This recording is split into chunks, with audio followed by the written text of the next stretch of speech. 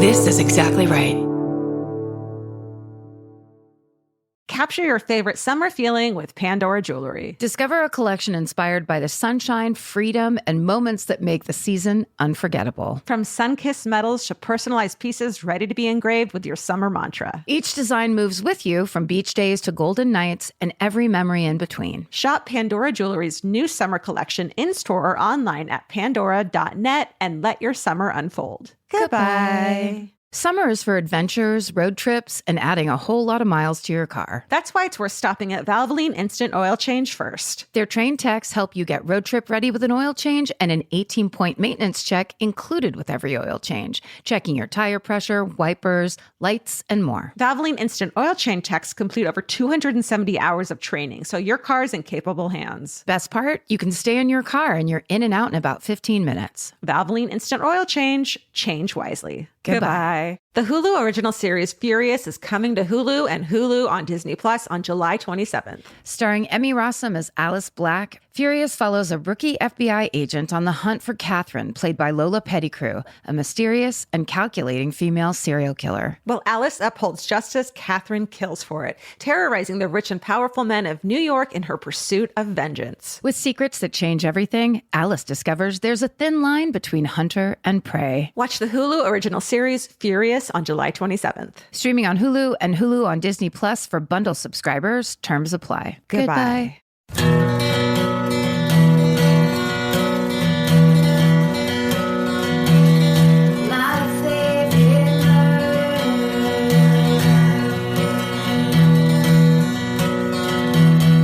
Hello. And welcome To My Favorite Murder. the podcast, the true crime comedy podcast starring Georgia Hardstart. Hi, and Karen Kilgariff. Hi. How are you? Welcome, everyone. How are you? Answer the question. How's your pandemic going? How is the full global meltdown working out for you?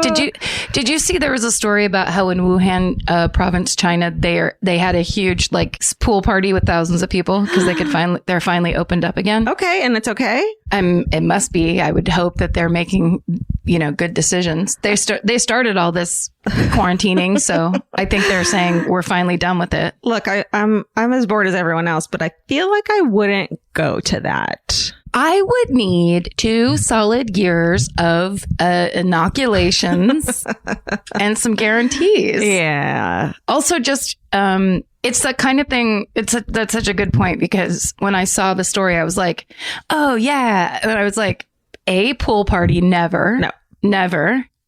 B, unless it's my own private. Yeah. B, like a nighttime pool party, which is like every horrible LA party you've ever thought was a good idea. And then when you showed up, you were like, this is a zombie. I wore the wrong thing. No matter what you wore, it was the wrong fucking thing. Yes. And no matter where you stand, you're in a bad spot. Right. And there's not immunity to this yet. Because you had it doesn't mean you're now immune to it. That's not how diseases work. No, unless it's being kept from us. We don't know anything about how this disease works whatsoever. I feel like a pool party is a little premature, but I am not a doctor, nor have I ever pretended to be one. Hold on. Why do you have that medical advice podcast then? It doesn't make sense. Why would you open yourself up to the Amateur Medical Advice Podcast? Put Bactine on it. Spit on it. And put some Bactine in your mouth and spit on it. You know what you need to do is suck out the bacteria and then put in snake poison. Yes. Spit it in. Yes. Leeches from everywhere, from head to toe. Leech your shit. And then here comes the merch that says leech your shit on the front of it. People don't understand what it means. Your mom's upset. Your cousin's asking questions. We're doing it again. We are having at it. As we tend to do. Going for it. No, we don't know where you are right now while you're listening to this. Mentally. Dear listener. Yeah. Mentally or literally. Yeah. Where I am personally, it's 106 degrees outside, which is not common for California. Especially Los Angeles. We're having this crazy heat wave. But none of us are leaving the house anyway, so... Right. It doesn't matter, okay. But if you're okay with It's just like there's no air conditioning duct into the bathroom. Oh, no. So like you go into the bathroom and it's like muggy. It's like a tropical, that's tropical the most storm. important place for air conditioning, because blow drying your hair, like the thing of getting out of the shower and immediately sweating again is my fucking least. Like, remember last week I postponed a meeting we were having because I was like, I'm sweating out of the shower, so I can't take this meeting. Nothing feels worse. I don't remember that being the reason, because anytime you're like, hey, do you mind if I'm all caps guessing you so hard. Postpone like, everything. Anything. Please, always. Yes. Please cancel all day. You love yes-anding my laziness or my whatever it is. Your needs. It's you choosing to have needs and just declaring them. I think it's important. It's hard for us to do sometimes. Yeah. There's times we were just like, you know what? I can't get on this Zoom. I can't do it. No. And I don't have to, even though I'm here by myself sitting here staring. I still don't have to get on that Zoom with you. That's my right as an American in 2020. Thank you. Mm-hmm. What were we talking about? Listen, I've been meaning to ask you this for a while now, ever since we've been Zooming at home and recording at home. Is there a framed photo? Because there's like, you're sitting in front of like some nice family frame photos. Is there a two-headed person framed in one of those photos? Let's go over and take a look. From where I'm sitting, it's a man's body with two heads on it. No, let me go get that and I'll tell you what it is. Oh my gosh, it does look like a frame. Doesn't it? Whoa. What is that? I've been wondering for months and never asked. I feel like now's as good a time as any. What were you talking about? I was saying I've just been noticing it and never said anything for months, but now is as good a time as any to ask you. Yes. What the hell that is? This is a gift that was given to me at the end of a job by America's Sweetheart and Banana Boys star Scotty Landis. Oh. It's a picture of Craig T. Nelson from Coach, because that's how we met. Is he was a writer and I was the head writer on a talk show. Nuh-uh. And so he gave me, it was a signed photo by Craig T. Nelson of him as Coach, but so you can't see the signature anymore because it's sat on my desk at my old house and it got exposed to the sun. But you can see how I would think that he's holding a football like up facing up, so it looks like a two-headed person, but it's not. It's Coach with a football. It's Coach and his best friend, the football. Stephen, can we get that up on the Instagram for this episode, please? Thank you. Yeah. Please and thank you.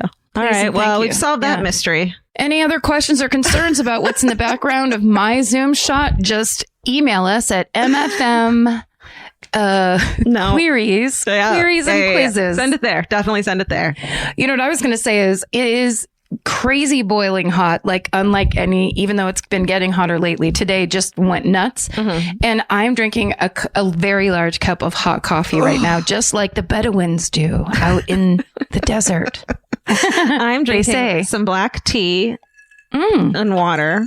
It's iced. A little bit of whiskey in there. Sweet. Because it's... What's that drink called? George is having a day. Hey. George is having a day. Put it in there. It's that feeling of, I've been doing some, when the commercial comes on where there's a bunch of people standing in a bar, starting to have a fake funny conversation. It genuinely makes me want to cry. Uh-oh. What? Hold on. The mail lady's here and she's coming up to the front door. Uh-oh.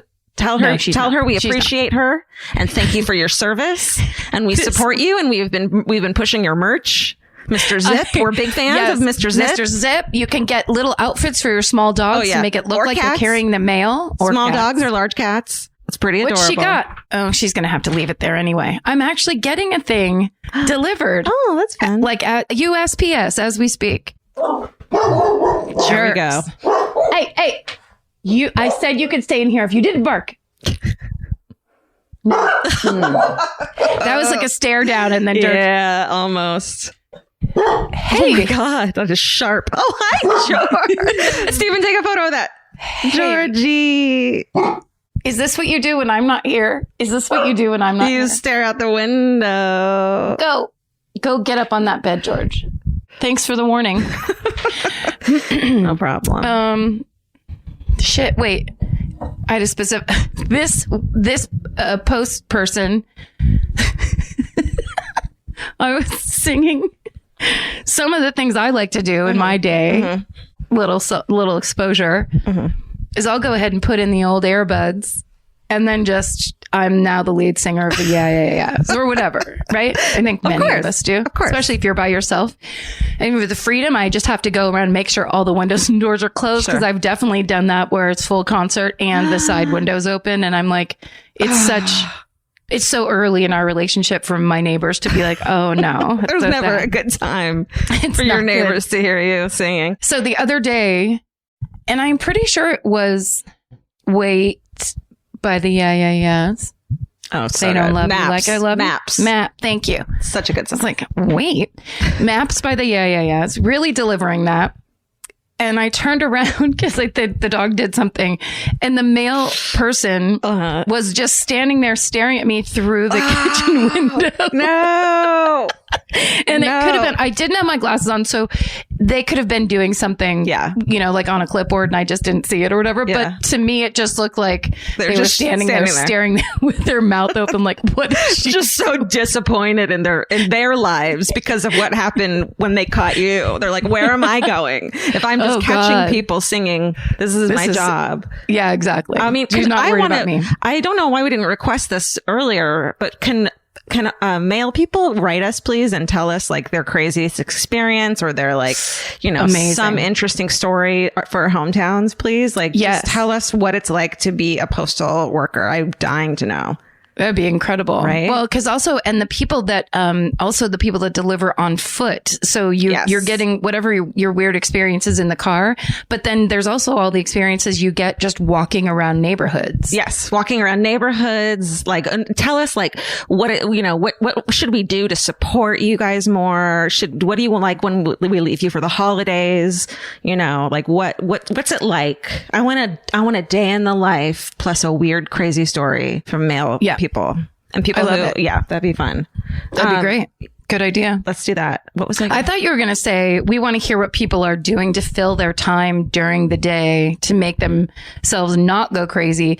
And aside from watching TV or listening to podcasts, aside from media, how do you fill those additional hours of the day? Like, for example, tell me. You give a 3,000 to 5,000 person concert as the great lead singer of a band that's never existed, or something along those lines of like this. I know this will eat up a half an hour if I do this for a while. God, I don't even know what I do. Here's what some people are doing back into the media today, because we're recording this on Tuesday, the 18th.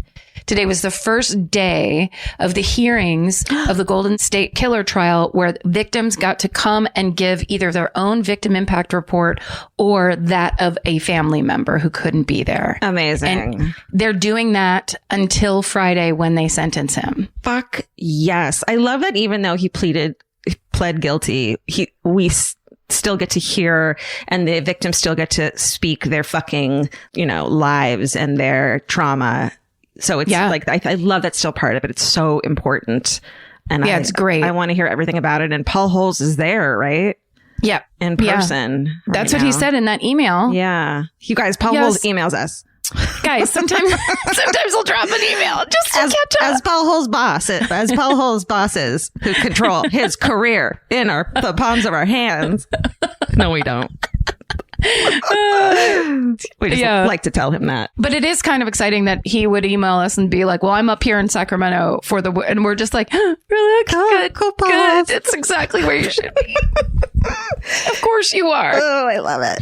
It's very well, and it's also just like the conclusion, the inevitable conclusion of a thing that no one ever thought was ever going to have one. And it's happening. And, 40 years. It's never going to be fulfilling. He'll never speak about it. I bet he's such a piece of shit. He'll never cop to the fact that he is pretending to be a feeble old man. Right. Which we all know is bullshit. Yeah. I think that's it's well known rumor that he in his private time is in no way feeble old man. But that's a rumor. That's the kind of thing that absolutely would kick up around something like this. But yeah, still, it's great. You love hearing it because you're just like, yeah. And also it's the thing we were talking about last week where it's just like, he's not going to have a crisis of conscience and then say something satisfying. No, none of that is part of it. But it doesn't matter because it's not about participation. Him. Yeah, it's not. It's about those people standing up and being like, you fucking monster. You're a monster. I get to say it. Yeah. You're just a man. Yeah. You're not a monster and you're not supernatural and you don't have any powers over me except for the fact that you were so creepy and crazy that you did what you did. Yeah. But now that's over. Let's do Exactly Right corner real quick. Yeah. Yeah. Our podcast What's network. going on the old network this week? That's right. This just in. What's going on this week? Well, I'm glad you asked, Karen. Bridger Weineger's I Said No Gifts has the wonderful Lacey Mosley, a.k.a. Scam Goddess, on. The Scam Goddess. That's right. If you haven't listened to Scam Goddess and you like stories about people getting ripped off and people ripping people off, you go over to the Scam Goddess on Earwolf. And listen to her on I Said No Gifts. Yeah, get a taste on Bridger's show, see what happens. Mm-hmm. And then go over and try Scam Goddess. God, there's nothing better. And then this week on This Podcast Will Kill You, the Aarons are talking about sickle cell disease, and they have guests who are sharing their firsthand experiences with sickle cell. And they also talk about genome editing tools to create genetic conditions. It's a really interesting episode. If you're at all interested in sickle cell disease or don't know anything about it, this is a really great episode. So go learn. It's a fascinating thing that they're fixing like genome science and all that. Oh my God. Insane. Atomic surgeries and stuff like that. Thank you, smart people. Yeah, for real. Also, just really quick on Bananas this week, friend of the family, Mandy Johnson is on, with Scotty and Kurt. She is a producer for the long running, independent stand-up show here in LA called Super Serious. And she has, made a book of photography that's all the pictures she takes of the comics before their sets. And then she interviewed like 50 comics to talk about that book. So she's on Bananas doing stories with them, but then she's kind of there to plug that book a little bit. So, and she's definitely a friend of the family. She did our first photo shoot together in my old apartment. Remember? And she's been with us. She was the photographer at the Santa Barbara weekend and at our big LA show. She's definitely a friend of the family. Yeah, she's a good friend of mine. And this book is, if you're interested in comedy and, you know, the comics that either started in or like have made LA, the LA scene their home for the past 10, 15 years, she's been a huge part of it. And this book is just a compilation that's all about that. So if that's an interest of yours, the book's called Super Serious. Her name's Mandy Johnson. And I think it's coming out It's out today, I think. Is it? Yeah. Well, today's actually Tuesday. Available? It's out this week. Yeah. Amazing. Yeah. So you can get it, look it up if that's something you're interested in. I have a picture in there. I know you do. It's a great one. It's like one of your all time greats. She's such a good photographer. She's so good.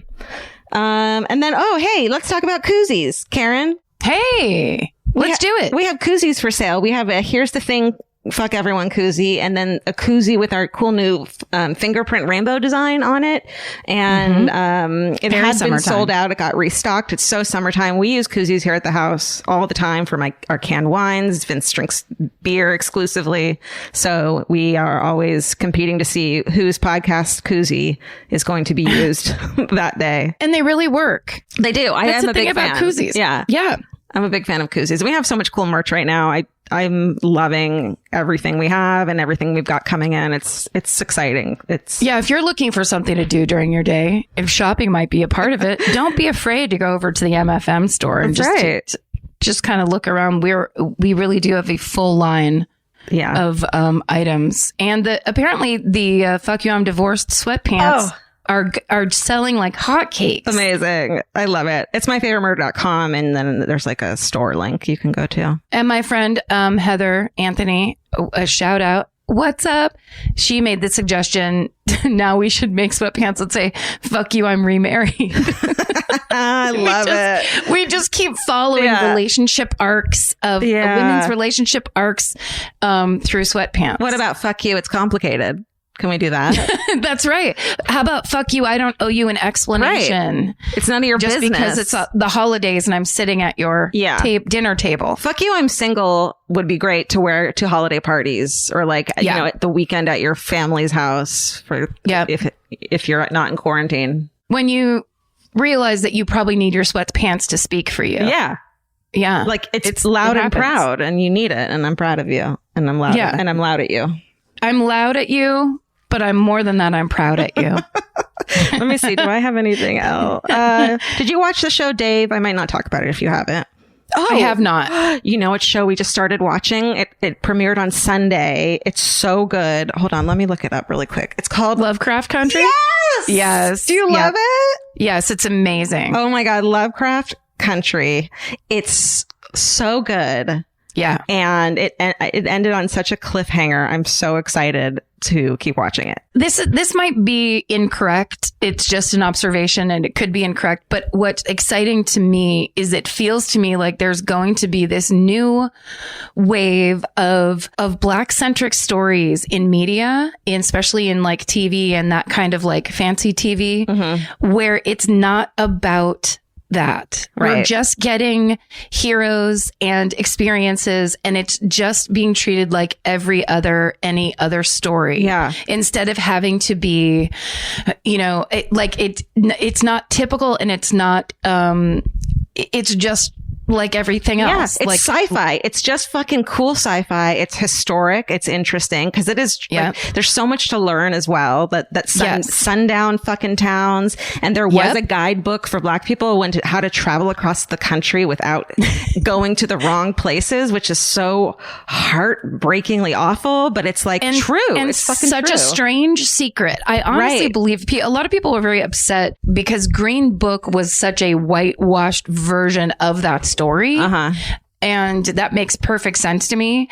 But the idea that we're just learning about that, I mean, like I'm just learning about that in 20, whenever that was 18 or 19. Yeah. It's just so crazy. It's just like, it's the second they walked into that shop. First of all, I got teary-eyed because I want to go into a store and browse again.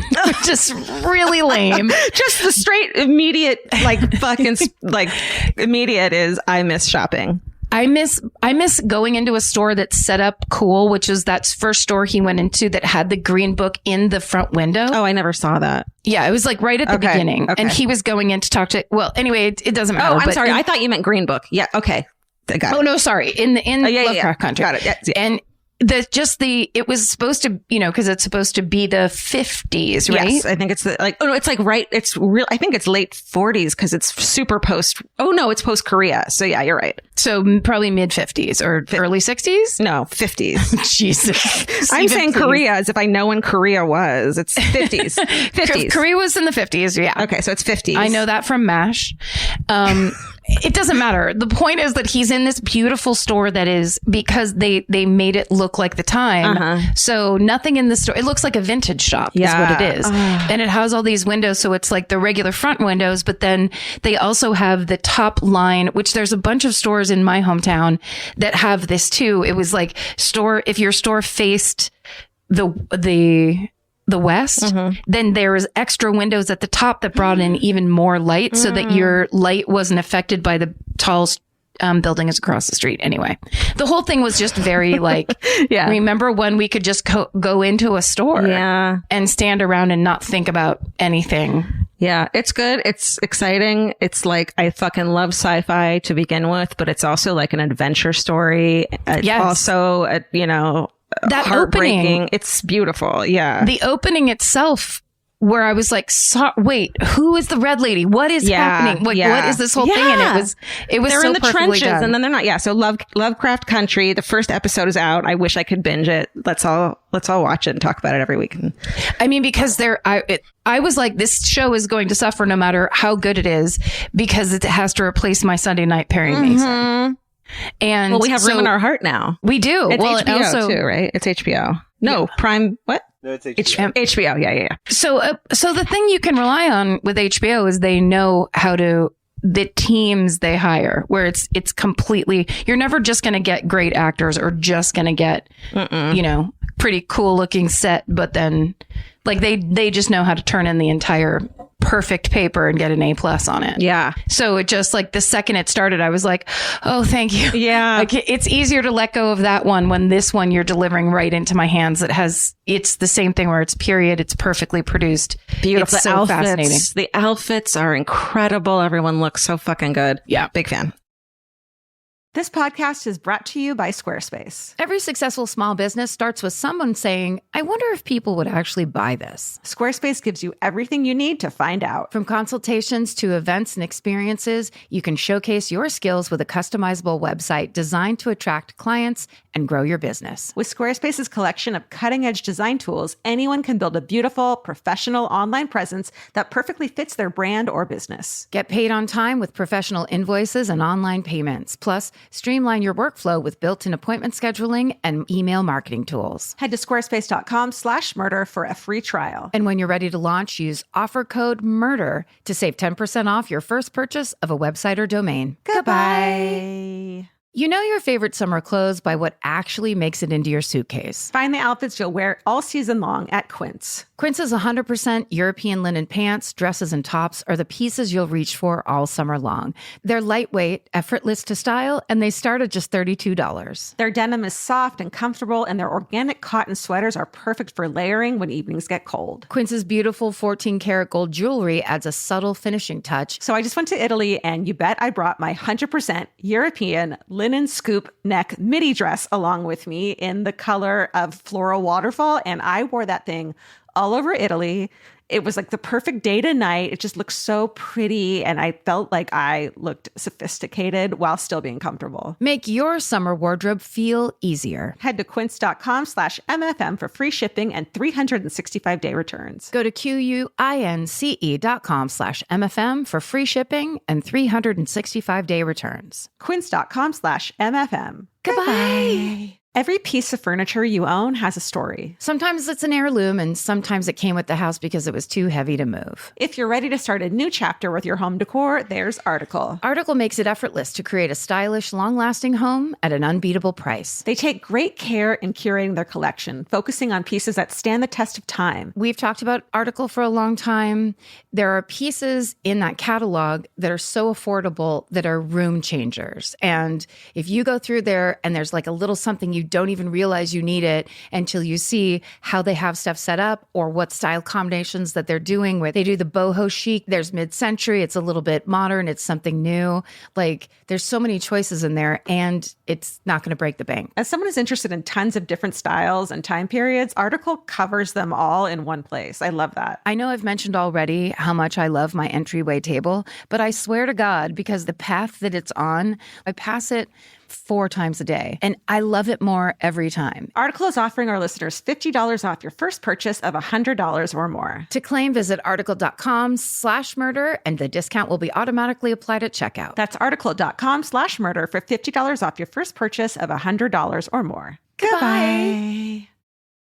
So, should we explain what we're going to be doing today? Yes. Story-wise? Yes. This is great. So we have so many live shows that we've done. Of course, we've posted a lot. And then we have, and they're all, these fun shows we had the best time at. Then we have some shows, where either, we did them the night before. So they're kind of repeats in the beginning, but the stories we did the murder stories are still, mean a lot to us, and they were great. And we still want to play them, even though we can't play the entire show.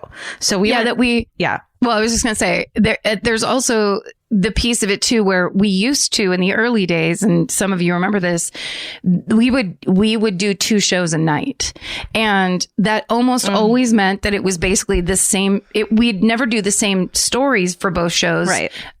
We learned that quickly when we did that the first time in Seattle, and saw the faces in the front row go, oh, why did I buy tickets to both of these? or the people in the meet and greet that were like, are you going to do the same thing? Oh, and then I was just like, oh, Shit. no, that's true. This is 2 separate shows. increasing our homework load by that much more. But so some of these are some of the shows are it reflects directly that we are now on hour 5 of performing. Right. We'll just say that. Yeah. There's no judgment. There's always people that are like, my city didn't get posted and that means this. And it's like, no, release the storyline of whatever reasoning you think it is. Right. It's usually something much weirder and more specific than that.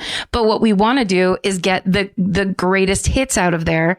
So that's what we've done. Steven's gone through and listened through and pulled the stories that are like, this one's great. You know, these are usable stories. Yeah. And then so we're going to do almost like you said today, like a quilt where it's like Karen's story from this city and my story from this city. And that's really great hometown. That's so sad. It's languishing and like it should be because there's so many great hometowns that like never got posted except this week, right? We're posting maybe the worst hometown we've ever had. I argue you and say the best hometown we've ever had. Simply the best hometown we've ever had.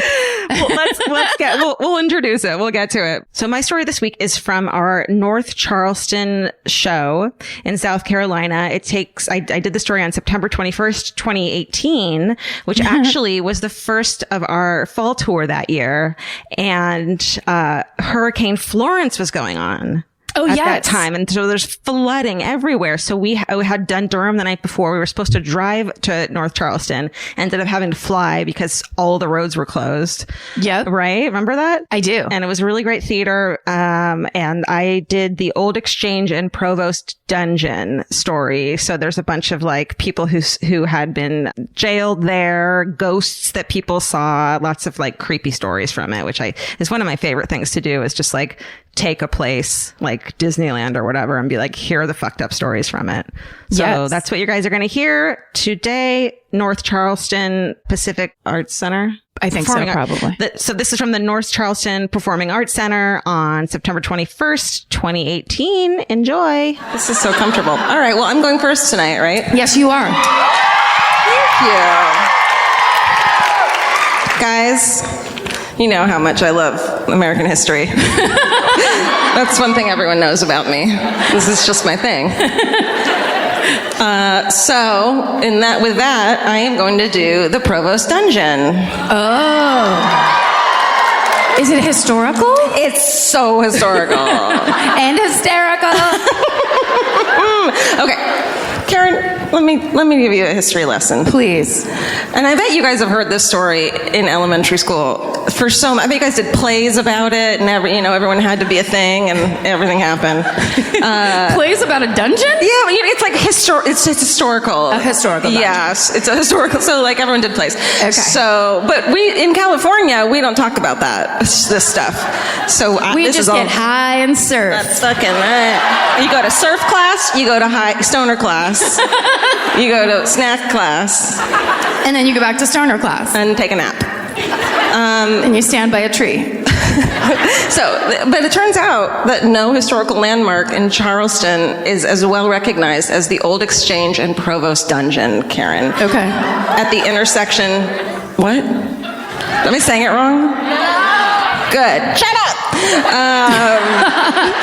It's at the intersection, Karen, in case you want to go there later, of Broad Street and East Bay Street. Amazing streets. Is it apartments now? Do you guys live there? The exchange was constructed on the site of a Half Moon Bastion, which is just where they fight. I had to look all this shit up. Which is just where they would like shoot the fucking people from, like not like this. But yeah, like, Bastion. That's right. Okay, but like with cannonballs. Boom. You know. Boom. The exchange was made in 1767 as a mercantile exchange and customs house, which is basically like where you get your shit, you like do your city stuff, like, mail letters and stuff. So this was long ago, before they had stores and ammo. Or anything. Mom? That's Teresa Caputo. Teresa Caputo's here, and she's pissed. So beneath the fucking where people are doing everyday business, though, is a fucking legit dungeon. Oh. Like, how often do you see a dungeon? I mean, you guys see it a lot, but... It's been called one of the worst prisons in U.S. history. Prisoners were subject to anything that happened, which could be contagious diseases. There was no fresh air. there. There was contaminated food, fucking rats hanging out. Always rats. And they were attached to, not the rats, but the people were attached to heavy iron shackles, and they were just really cute. The littlest shackles. Oh my God, it's just like 7 paper clips. I love those shackles, rat shackles. It's like a little ring. Okay, they're left to suffer there in the dungeon until their execution. So it sucked. Let's see. Oh, I have a photo of it. Let's see if we can figure this thing out. I bet we can. Yay! Ooh, I didn't bring my glasses. I have to look closer. Look at this. Now this is Bay Street here. Just kidding. She's asking me. Just kidding. I don't care. So as we always say when we look at these beautiful historical pictures that are like, oh my God, it's so incredible, is what did it smell like at that moment on this street? What did it smell like? You gotta wonder. Well, there's a pile of donkey shit right here in the foreground. But it does look beautiful. And then, You know what's weird when you see that and there's no electric poles. There's no wires of any kind. why? Because they were underground? No. It was wireless. Yeah. Totally. Okay. So You're not that into my observation. Yeah. So the majestic building, as you just saw, that's the old exchange. It's built by the British in 774 to accommodate the needs of the trading and shipping business. You know. Sure, bartering. Sure. That flourished in that harbor, bartering, etc. Pelts. And it served as spices. And spices of all kinds. Tea. I bet you guys did that play. The tea They love play. tea. And Duran was always there. It was also the cultural center of old Charlestown, they called it. I'm not saying it wrong, but from now on I will call it Charleston because don't want to get yelled at. But at the time, it was called Charlestown. That's what it says with an E on the end of town. It's like, what? Fucking nerds. Like, get hip. God, how small are your glasses, Ben Franklin? Out of here. So the building has a shit ton of American history. I got that quote from a history book. It was where the Declaration of Independence was publicly read to South Carolinians, and where is that real? It doesn't matter. South Carolinians. Man, I thought I had it. Sorry. South Carolinians. I've never heard that before. We've never heard of anything before. We've never heard anything. We're new. We come out of a pod and walk on stage. We're new here. And where South Carolina ratified the U.S. Constitution, George Washington used to fucking chill at banquets there and like dance and stuff. Always leaning. He was just like, I'm Always here. chilling. But underneath all this lovely shit going on is a place where prisoners were subject to fucking unspeakable torture that I'm going to speakable about right now. Just directly below, like 1 floor below. Yeah, there's 3 floors, and it's like, nice floor. Nice. George Washington hung out here. Let's fucking torture everyone and let the rats hang out here. I kind of love that it's all in one building. Yeah. It's like an early mall. That's really convenient. It's also that it still exists and you can take tours of it, including the dungeon, being like, we're going to pretend that this didn't happen. Like, let's just not open that floor. It's like, no, it was great, but for a lot of people it sucked. Yeah, it sucked a lot. Like today. So the whole building, of course, is haunted. I'm not going to say allegedly because I believe it. No, I don't. So they say the ghosts upstairs and the, like, I thought you said goats. So the goats took over the 3rd floor. And they started arresting everyone and sending them down to the dungeon. and they haunt. Now they haunt the rats. Goat ghosts are the scariest ghosts. Oh my God! Have you guys seen a goat ghost? The horns on those goat ghosts are nuts. Really sharp. So of course, on the top 2 floors that are like nice and classy and shit, the ghosts are like nice and classy and shit. So goes the floor. And they walk like this? They walk like this. Except for George Washington. George Washington.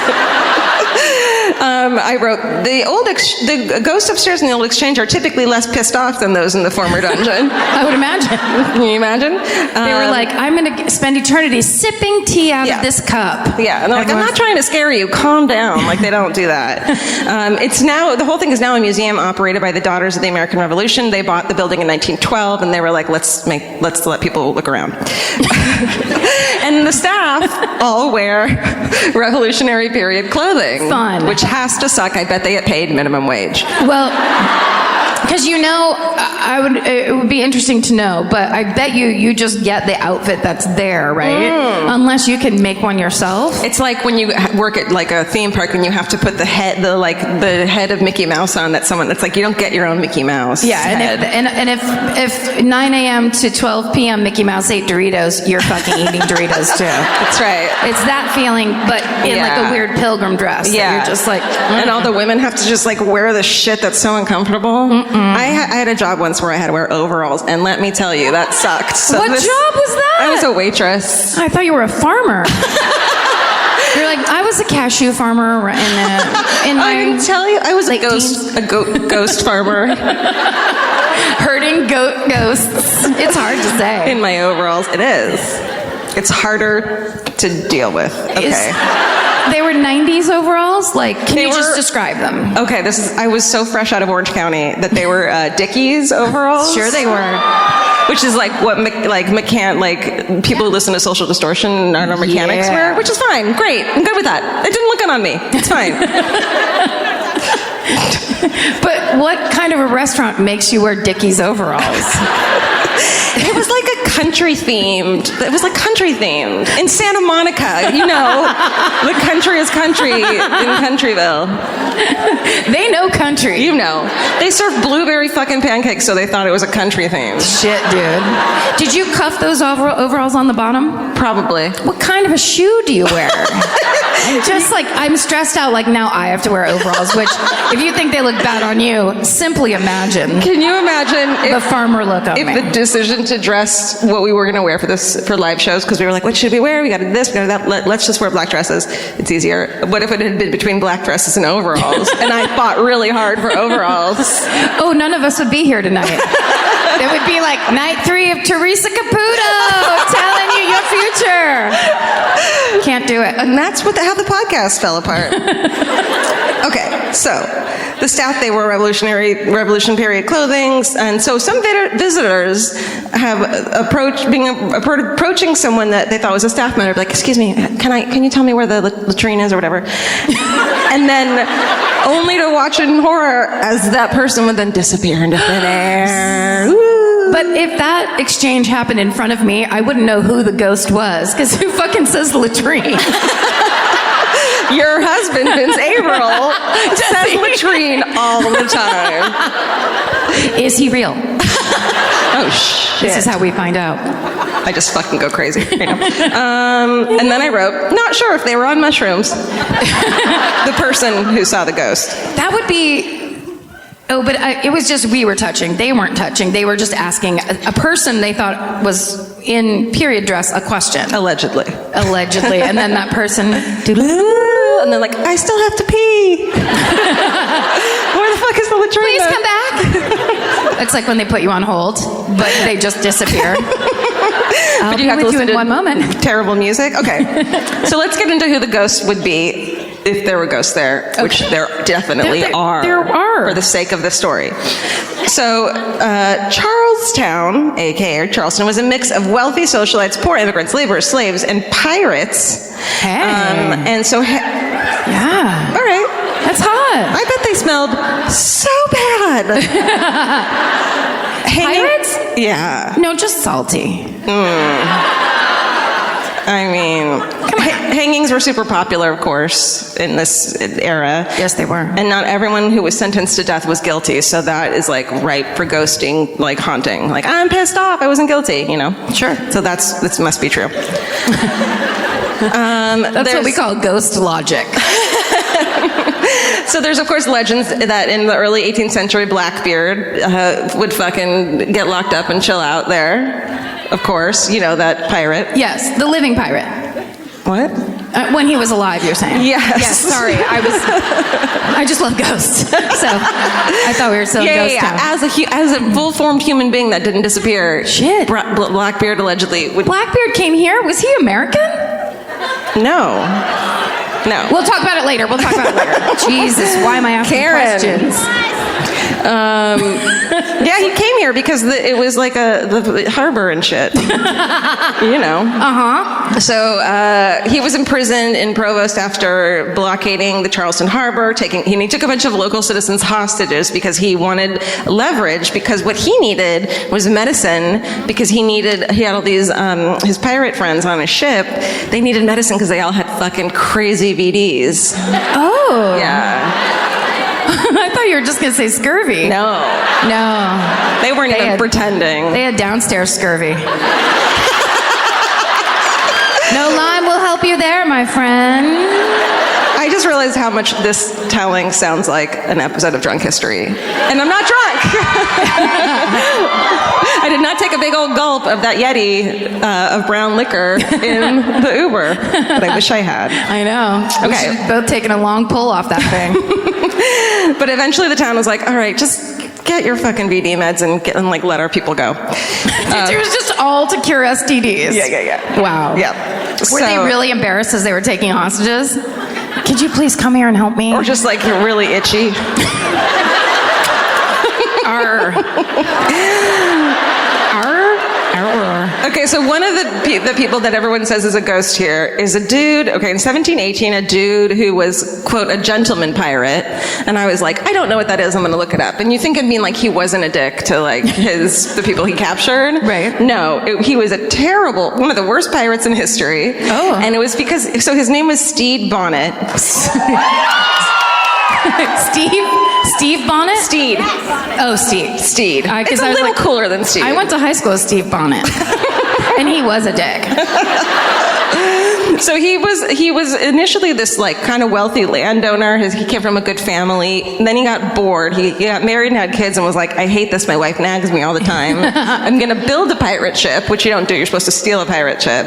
I'm going to pay my friends on the pirate ship, which you're not supposed to do. You're supposed to like divvy up the goods, the booty. And so no one respected him, and he just was like this. Like it's like when something about a rich kid. When a rich kid wants to be like a punk rocker, yeah. So they just get a bunch of tattoos and then they panhandle and they're like, hey, can I have 25 cents? And I'm like, I have 3 jobs and you have more gold in your face than I've ever seen in my life. Pawn something. There you go. That's exactly it. Pawn something. That was me living in the Upper Haight in San Francisco. I was like getting off the bus from my job at the Gap to get on the bus to go to my job at Bare Essentials. Wow. The early days, thank you, Bare Essentials. A wonderful mineral makeup product. Thank you. I didn't invent it. Ad placement. I didn't invent it. And there would always be like 19-year-olds from Marin County. They'd be like, hey, man, could I have $1? And I'd just be like, you motherfucking asshole. I know that's your Audi. Get into it and drive away. Okay, so he eventually, Blackbeard, like, took him under his wing because he felt bad for him. The gentleman pirate? Mm-hmm. Okay. He was like, you fucking idiot. Let me help you out. And they got caught, escaping the dungeon, and they were brought back, and then Bonnet's crew was imprisoned in the Provost dungeon, but because he was a gentleman, Steed got put in the town marshal's house. Because he's, like, rich. Yeah, essentially. But the 29 dudes that he was fucking sailing around with had to stay in this shitty dungeon. Oh, there's a photo of it. Ready? Oh. You ready for this? Yes. There you go. What? Look at that. Is this from that play you guys were in high school? Look at that shit right there. There's George Washington on the left. Look how the guy who looks really bored with his head in his hands and tights on is Steed. And everyone looks pretty bummed. That doesn't look fun. This is what is it when you take a tour. This is what it looks like. Love it. I know, right? There's nothing worse than a sad pirate. I'd rather than be waving their sword around. That's like. I mean, it just looks. And you have a VD and you're fucking chained there. Yep. That's such a bummer. They're just like, we're just down here with our gonorrhea. Yeah. We're never gonna get out. Yeah, this sucks. We miss the ocean. What if that night when everything closes up, those dudes come to life? They're just really pouty, itchy pirates. Yeah, they don't do anything. Being dicks downstairs. So they're all there, and they all are. The 29 men are executed by hanging after they had been stuck in the dungeon. And Steed is sentenced to be hanged by the neck until you are dead. Wow. And he wrote to the governor at this point. He was like, "Okay, I'm done with this fucking little game I'm playing. I want to go back to my nagging wife." I'm not calling her nagging. He called her nagging. I'm sure she was lovely. And so he wrote to the governor and begged for clemency. And he said that if you let me go, I swear I'll even cut my arms and fucking legs off to ensure I'll never pirate again. Like, that's how, but he. That's what a big fucking liar he was. Yeah. Asshole. Yeah. Did it work? No. Okay. On December 10th, 1718, he was put to death. So, goodbye. Now, if you're hung with an STD, do you have it as a ghost? Do you think? These are things that we could have asked Teresa if she would just do a double bill with us, which she says she won't do. Yeah. Ooh. Oh, no. That was Teresa's alive ghost. It's an alive ghost. Is that Did you use that paper already? I already used it. Good. I mean, sorry. I feel like that's the first time that's ever happened on stage. I think I've done it a couple times. Oh, have you? Yeah. Okay. Let's move on, children. I'd love to. Okay. So then the British took Charleston in 1780, and under British control, any patriots who were like, we don't want you here, they put them in the dungeon alongside the pirates and raiders, so they're like these like normal like people, and they're in these like scary pirates. I've heard pirates are scary, and they're left to die there from disease, injury, parasites, and rats. And because it was below the waterline and right there on the harbor, the dungeon would flood sometimes and drown the fucking captives. Oh my God. Which is like, I would haunt the shit out of that place. I would rattle some windows. Exactly. There weren't windows, it was a dungeon. Oh shit. I'd go upstairs into the tea room. Move a book and shit. And often they would just leave the dead there in the dungeons with the living. Really? Yeah. Jesus. I know. It's almost like it's a dungeon. It's almost bad. Soon after the British took over, they locked up a local trader named Caspar Strobel. He's a 63-year-old dude. His only crime was that his two sons were fighting for the rebels, meaning our side. And in retaliation, he was detained in the Provost dungeon, where he quote, remained in chains until he was insensible. And then he was released, and then he died the next fucking day from madness. So like, that's how crazy it made you there. Wow. The exchange's most notorious execution came in 1781 with the advent of the American American Revolution. This is where you guys did the play, I bet. Yeah. So Isaac Hayne was born in 1745 to a pretty well-off family. He married a woman named Elizabeth Hudson. They had 7 children. They were just like, oh wait, there's the dungeon again. Ooh. Isn't it kind of beautiful though? It's pretty. Well, you know what? You gotta love a nice arched dome ceiling. I'm kind of like, if I ever buy a house, I'm gonna give this to the fucking interior designer and be like, and can you pick colors that go good with flood water? And rat shit. Yeah. And I want around the house tiny rats and chains. It's funny. It's an inside joke. Yeah. You should listen to the podcast sometime. Okay, so that's him right here. She's laughing at your dude. He's just like... He's yellow. He's super yellow. I have that same ruddy skin. I understand. I understand. He looks like a light eczema. Yeah. Which means that the painter was like, I'm not going to put the full eczema, but I feel like we need to let everyone know in the future. You know what it is? It's rosacea. Rosacea, that's the one. That's the one. It's rosacea. Please excuse me. I mean, it's on his chin. It's everywhere. It also could be that he just fucking loved booze. And he was just like, I think I'm going to drink like 7 mugs of mead and then get my portrait taken. Yeah. Oh, but just first needs a little Curel on that. Nivea, perhaps a bit of Nivea. Can I say though, excellent eyebrows. Oh, yeah. Take a look at those. I mean, he's very patrician, but he just looks like someone that would park in a handicap space to me. Doesn't he? Okay, question. You have to go around with that haircut for a month, but you get $1 million. Yes. You have to go do your normal shit. Yes. Okay. How about $100? No. How 500,000? No. It needs to be up in the six figures. Yeah. Because it's really... What is 6 figures? 7. Which is why we have an accountant. If I'm going to get $1 million, it has to have 6 numbers in it. Sorry. That's how I do business. I'm sorry. How come Karen's so poor? She works so hard. She just accepts. She doesn't know. She always goes backwards with the zeros. She's like, no, I'll only take 6 figures. Okay. It's like at the end of the night, someone hands me a $20 bill. No. Thank you. That's my $20 million. Okay. I was just gonna say I can't take a bob that short. Sure. That's why it have to be. I don't think that's not the problem. It's not. What other problems do I have? I don't mean you. Are you saying I can't wear an ascot, motherfucker? Remember, because I can. No one's questioning your ascot wearing abilities. It's like way up high.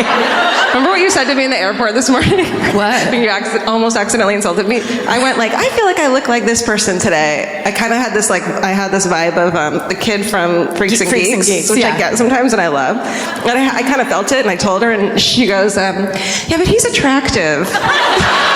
But she meant it's okay that you look like him because he's attractive, but it sounded like... I didn't say the first part first. Yeah. So it sounded like I was arguing. And I was like, oh, I'm going to cry in an airport. And this is why we have to go to therapy. Also, it was fucking 8 in the morning. No. It's just not fair. 100%. Okay. No, it was not on you. It was on Freaks and Geeks. That happens to me all the time, though. Something comes out of my mouth, and then I'm like, did I tell you that what I did in Bloomingdale's? This was amazing. No, go. It was Labor Day weekend. I was in Bloomingdale's. I thought it was going to be so crowded that, like, it was the mall, and it's just the store attached to the mall. So I thought it was going to be packed. And I was walking through, and there was, of course, hardly anybody there. Maybe because fucking Bloomingdale's isn't where everybody wants to shop, and it's insanely expensive. You know, on Labor Day, everyone's like, you know where I really want to spend Labor Day? Bloomies. Just maxing out my credit card for 2 pairs of shoes. But as I was walking around, I looked over, and there was a girl that was just standing. It's like the thing that never happens, or at least in California at Macy's, where, you know, at Macy's, you can't get anyone to ring you up. No. It's just like you have to chase people down. There was just a girl standing at the cash register, like waiting for someone to buy something. And so I meant to ask her, like, has it been busy this weekend? But what I did was yell across the store, are you busy this weekend? You asked the cashier out? Are you busy this weekend? And she's like that. And then I just started laughing. I was like, nope, okay. Not what I meant. Then you can't explain it. It's come out of your mouth as a full sentence. There's nothing else to be done. So now I'm dating this fucking cashier. We're deeply in love. It's fine. I love it. Did you get the discount? Did you get a discount? Friends and family, baby. Yes. Okay. There was pot involved. All right. It was the weekend. There was pot involved. It's California. We have to do it. Yeah, they make us. I The don't even mayor like makes it. you. The mayor comes around to your house and makes you. And they give you your rations for the week. They're like, smoke this in the mall parking structure before you go in. And then have a real good time. And then ask out whoever you see. I don't think I've ever asked anyone out in my life. Really? No. I want you to. Never. I'm gonna make you. I'm that friend. I'm that fucking friend. I'm gonna fucking make you ask someone out. Well, I mean, it worked the last time. Yeah, you just have practice. Let's talk about murder. Okay. It was just so loud. Okay, so he lived in a nice mansion and all this shit. He was super rich. We're talking about Isaac Hayne again. Yes. Yeah. Yes. Okay. Yellow Jacket. Yes. By 1776, in the middle of the Revolutionary War, he becomes a captain in the Patriot militia. He's like, let's fucking do this. You know, like he's in it. Like, you know, he's a patriot. It would be so cool if that guy talked like that. Let's fucking do it. He's there. No, like wanted to defend his country against, you know, the British. They're coming. How many times do I have to say it? You know. The British are coming. The British are coming. See that. So then a British commander who captures the town, Sir Harvey Clinton, which I'm sure was played by the kid that everyone hated in elementary school, he captures the town in the siege of Charleston. He threatens to confiscate the property of anyone who continues to be loyal to, you know, our town. And he's like, you can't resist the royal anymore. Yeah. I'll take your fucking shit. And so, but he promised protection to anyone who would support the British. So, of course, Hayne, he's totally a patriot, but he's like, I don't want to lose my shit. But also, he got locked up, and his wife and his children were on their deathbed from smallpox. So he's like, I can't lose all this shit. I'm just going to sign it. And he signed it, and he was like, there was this agreement that he was like, okay, I swear I'll be on your side while you're here. But when you're not here anymore, I won't be on your side anymore. Still. That's when it counts the most, is when they're there. It doesn't work like that, 100%. But like they were like, great. So, so the Patriot forces push back. They get them out of there, and he was like, great, I'm not in the Royal Militia anymore. The success of the Patriots allowed him to believe that they were gone. So he didn't have the obligation to, you know, yell about how great they were anymore. Yeah, I love tea, stuff like that. Okay, but then a few months later, he's captured by General Andrew Williamson. He's an American spy working for the British, aka a snitch, is what I wrote. Because come on, dude, be cool. Wait, you mean the second guy? Because the first guy is not cool either. No, which one? Isaac Hayes? No. We like him. We do? Yeah. Okay. He did what he had to do for his wife and children who were dying, right? And he was like, but I also won't be on your side. When it doesn't count. Right. Right. Okay, but the really bad guy. The really bad guy who's like, I'm going to secretly be this guy, and I'm actually that guy. He's the snitch. So they start to fear that. So they catch him and decide that Isaac Hayne should be made an example for what happened to those who commit treason. So like all he did was tell them he was going to be on their side. Then he wasn't, and then they're like, we're going to set an example of you. Oh, that's treason. Okay, technically, yes.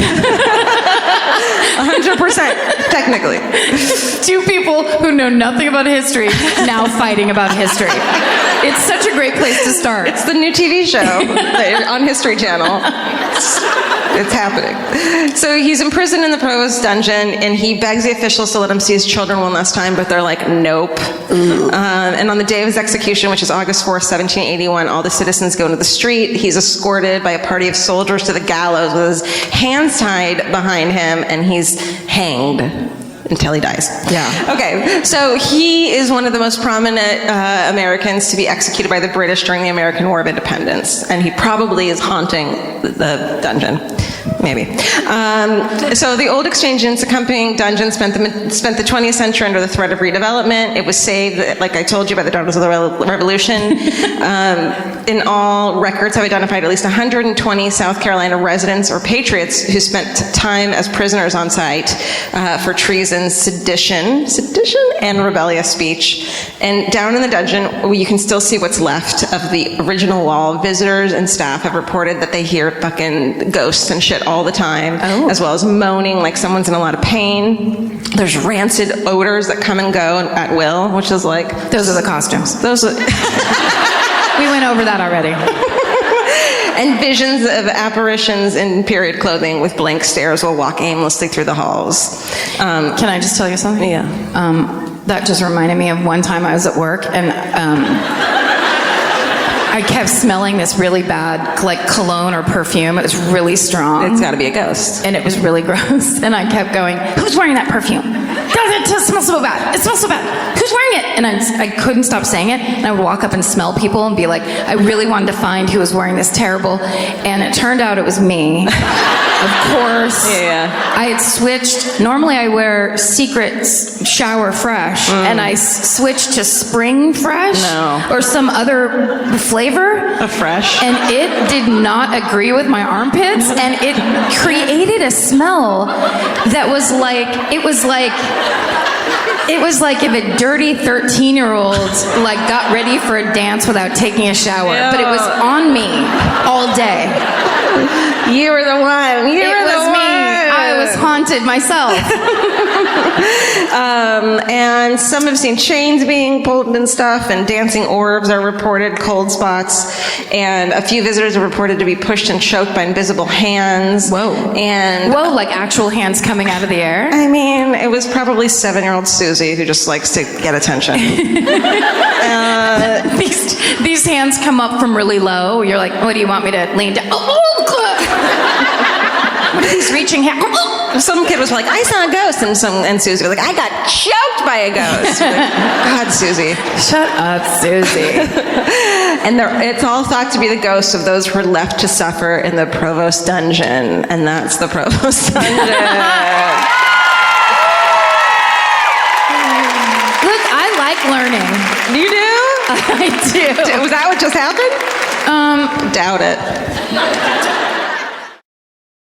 Summer's for adventures, road trips, and adding a whole lot of miles to your car. That's why it's worth stopping at Valvoline Instant Oil Change first. If you need an oil change, make the smart stop at Valvoline Instant Oil Change before you hit the highway. Their trained techs can help you get road trip ready with an oil change and an 18-point maintenance check included with every oil change, checking your tire pressure, wipers, lights, and more. That means they're checking important things before you're halfway to your aunt's house with no cell service. And these aren't just any techs. Valvoline Instant Oil Change techs complete over 270 hours of training, so your car's in capable hands. The best part, you can stay in your car and you're in and out in about 15 minutes. So before your next long summer ride, pull into Valvoline Instant Oil Change. Valvoline Instant Oil Change. Change wisely. Goodbye. Get into the Hyundai Getaway Sales event and get away with a deal so right it almost feels wrong. Right now, you can get great deals on Hyundai's most popular models, from hybrids to EVs and more. Score on the adventure-ready SUVs like the Hyundai Kona, Tucson, Santa Fe, or Palisade, or the bold and tech-inspired Elantra. And the most advanced and capable Sonata or Sonata Hybrid yet. Or go all-electric with the Ioniq 5 or Ioniq 9. But getting away with a great deal is just the beginning, because every new Hyundai is backed by America's best warranty. Which means you can shop with confidence and drive with unrivaled peace of mind. So get down to your local Hyundai dealer and get away with a deal you'll truly love, but don't wait. The Hyundai Getaway Sales event won't be around for long. Visit HyundaiUSA.com now for details. Goodbye. Support for today's episode comes from Square. Nobody starts a business because they love payroll. Or invoices. Or business. And that's why there's Square. Square brings your payments, inventory, scheduling, staff, online orders, and reporting together in one connected system. You can take payments in person, online, or on the go, and track sales and inventory in real time. Instead of juggling a bunch of different apps, Square keeps everything connected behind the scenes, so you're spending less time fixing problems. Whether you're just getting started or growing your business, Square is designed to grow with you without complicated setup, contracts, or hidden fees. If you're starting a business or running one that deserves better tools, Square helps you sell, manage, and grow without slowing down. Right now, you can get up to $200 off Square hardware at square.com/go/MFM. That's SQUARE.com/GO/MFM. Run your business smarter with Square. Get started today. Goodbye. There it was. We did it. You did it. You did your story. Thank you. Did I knock it out of the park? I'm sure you did. Do you think? Must have. I probably did. Great job. Thank you. Here now we're gonna then go back in time even 1 year before that, because my story on today's podcast Quilt is from Kansas City, and this was December 9th, 2017. Wow. So this was basically the 1 year anniversary of when we first started touring. Holy shit! Really? Yeah, because our first live show like on the road was the Bell House show in Right. Brooklyn, which was in December. And the Bell House held 300 people. Many more than that wanted to go. We didn't understand that. Again, apologies to the staff and management of the Bell House, who absolutely have our faces up like bag check writers in the back of that. Do because not it give was these people a show here again. pure insanity. Also, that was back when I was the tour manager. I'll take care of it, I said to Georgia so confidently. Anyways, this is 1 year later. We're in Kansas City, we always have the best shows there. Those crowds are fucking nuts. So this was a night where we did 2 shows in one night, and my story was the last. This is the last story on the second show. So when Stephen put this on the list, because Stephen pre-listens to all the live shows Bless and then his heart. basically takes notes because I'm so sick. I'm so sick of my sound of my own voice. And everything around it. So he basically says, this is good. That means Here- mine. here's- Everything around it is my voice. So you're sick of my voice and your voice. This isn't about you. Stop making it about you. So this is the last. So when Stevens put this on the list of this was a good one, I said, how is this possible? I remember doing this and feeling physically ill. Yeah. And then when we put it together and Vince we were trying to think of, hey, do we have any stories like do you remember from this long ago? Yeah. And we were just saying, if it was the second story on the second show, that's what the bad feeling was. Not that I didn't have a good time, but that we shouldn't have been doing 2 shows in one night. We stopped doing it, I think, after that tour because it's like 4 hours on stage is too many hours on stage. It just like drains you mentally and you just don't have the heart. You can't. I mean, God bless fucking musical theater people and people who can actually do shit like that. Broadway people oh with my like God. 2 on Sunday. Fucking Yeah. A. We're not even singing. So I do sometimes, but that's very low effort. It's rough. Yeah. We want to do the best show. And so we stopped doing, even though we could make a shit ton of more money, we were like, but we're going to put out a shitty product. So we refused. Well, and also because the energy in those rooms was so intense and so big and so much like doing 2 of that in a night. I couldn't even imagine us doing that anymore. No. It was pure ignorance that we were able to do it in the first place. Totally. Anyhow, so please enjoy. This is at the Midland Theater in Kansas City, Missouri. And one of those big, beautiful old theaters that is so insane looking. I just took a tour of it online today just to see if I could remember any specifics. But, you know, 2017. I was 37 years old. It was 3 years ago. Baby. It's crazy That's to crazy. think of. Yeah. It's so funny. So anyway, all that in mind, please enjoy my story of the Stull Cemetery. Well, mine is slightly away, but this place has been of interest to me for such a long time, and I was so excited because it's only an hour away from where we are right now, and it is apparently, according to the internet, the most haunted, evil place on earth. It's the Stull Cemetery. Where the bride cat lives. Where the bride ghost lives. Oh my God, I'm scared. Yeah, you should be. You fucking should be. Because guess what? What? The devil comes out of hell twice a year to visit his child's grave, which is somewhere in the cemetery. And I believe on the headstone they say the name is something. It looks like witches, but it also kind of looks like it could be someone's last name. And so apparently the devil, although he is the Antichrist and the Lord of all evil, also cares deeply for his dead son. So, okay. Apparently, that's the story. All right. Stull is a city, an unincorporated... Skull? No, Stull with a T. Oh, that'd be fun if it was called Skull, wouldn't it? I mean, it would be fun, but then it's a bit on the nose. Yeah. Don't you think? Yeah. It's a touch happy. You're right. I'm like, oh, I get it. So we'll go 1 letter off. Okay. And we'll call it Stull. Okay. It's an unincorporated community. I said city. It does not qualify as a city. It's also quite small. Mm-hmm. Smaller than your town. Oh, fuck. Sorry. I wanted to win. It's in Douglas County, Kansas. Kansas representing. See, all right. If it's that small, then they're all here tonight. Yeah. All of Stull is here, and they're ready to rise up. I'm so happy happy to hear you make that noise at us, Kansas, because when I discovered, so basically I had what I thought I was doing, and then I changed my mind. Yeah. So I had Steven, I was like, can you send me creepy things? I want to do a creepy one for the second show. It's more fun. And so he sent me a bunch of choices. Well, I see the Stull Cemetery, and I'm like, yes, this is it. It's my passion.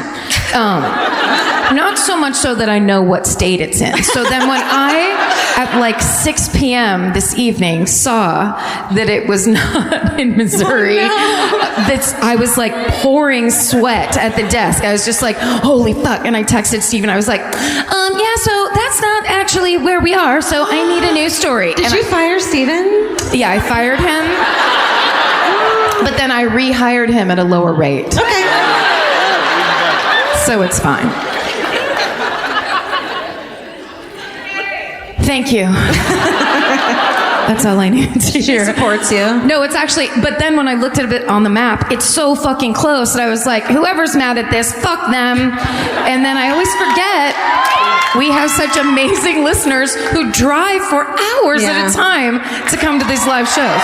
So, thank you. And now, let's journey to hell together. Founded in 1856, Stull was originally known as Deer Creek, but it was renamed after its first postmaster, Sylvester Stull. Now, some say it was renamed, the city was renamed after him, but some say that the post office, if a town was if an area was unincorporated and didn't have a name, they would just call it by the postmaster's last name. Oh. That was what they used to do back then. That's easy. So either way, here's to Sylvester Stull. That is a haunted fucking name right there. I know. They called him Stully.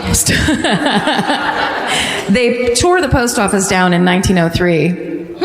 I don't know why. They were mad about mail. Price of stamps. So this area was settled mostly by Germans and the Pennsylvania Dutch, aka the Amish. You guys are here tonight? Amish? What if we got a big Amish following? And they have to leave like 3 months before a show because they have to go by carriage.